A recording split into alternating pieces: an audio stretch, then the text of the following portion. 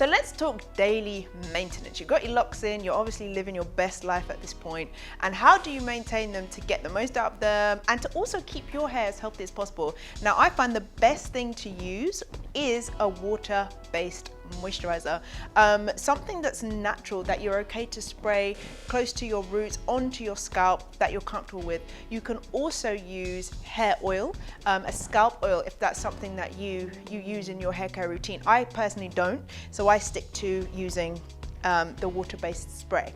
So obviously the aim of any protective style is to enable your hair to retain as much length and therefore grow as much as possible, and keeping it hydrated is key. So that being said, what we're going to do is we're going to spray every few days. We're going to go in and we're going to spray the roots, and we're going to go ahead and spray in between the cane rows as well. And we can also spray onto the base of the locks. These locks are completely water friendly. It's cool to wash them. Boho Goddess are all good. And what you might want to do is do this at night so that the product has a chance to absorb overnight, and then you're good to go in the morning.